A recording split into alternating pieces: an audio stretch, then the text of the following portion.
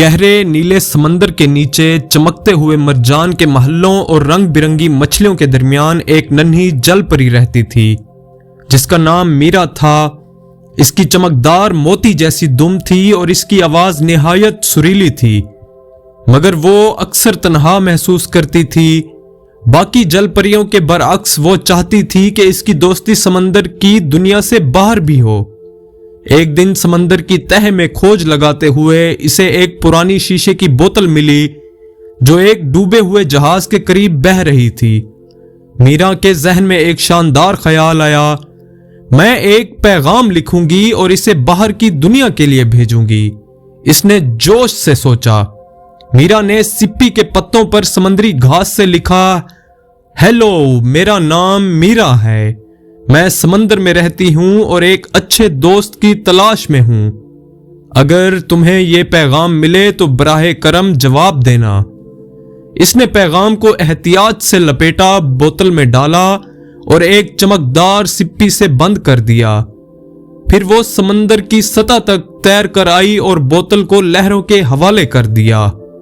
کئی دن گزر گئے، پھر کئی ہفتے۔ ہر صبح میرا سطح پر جاتی اور جواب کا انتظار کرتی، مگر لہریں صرف جھاگ اور سمندری گھاس لے کر آتی۔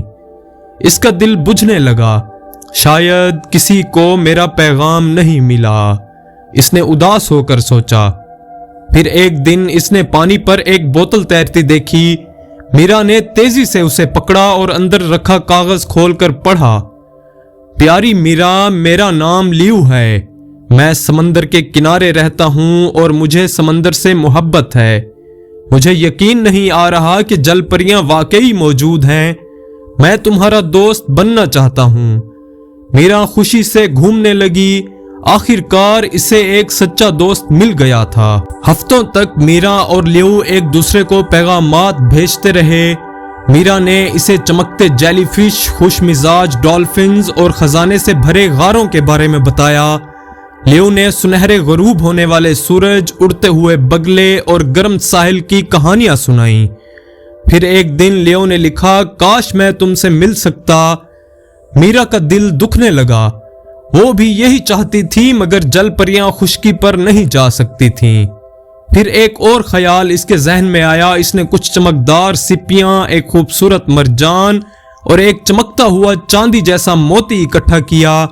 یہ سب اس نے ایک بوتل میں رکھے اور ساتھ ایک آخری پیغام بھی لکھا، لیو، میں خشکی پر نہیں آ سکتی، مگر میں چاہتی ہوں کہ تم میرے جہاں کا ایک حصہ اپنے پاس رکھو۔ جب بھی ان تحفوں کو دیکھو جان لینا کہ میں تمہیں یاد کر رہی ہوں، تمہاری دوست میرا۔ پھر اس نے بوتل کو لہروں میں بہا دیا اور اسے آہستہ آہستہ غائب ہوتے دیکھتی رہی۔ اگلی صبح لیو کو وہ بوتل ساحل پر ملی۔ اس نے مسکرا کر چمکتے ہوئے تحفوں کو سینے سے لگا لیا۔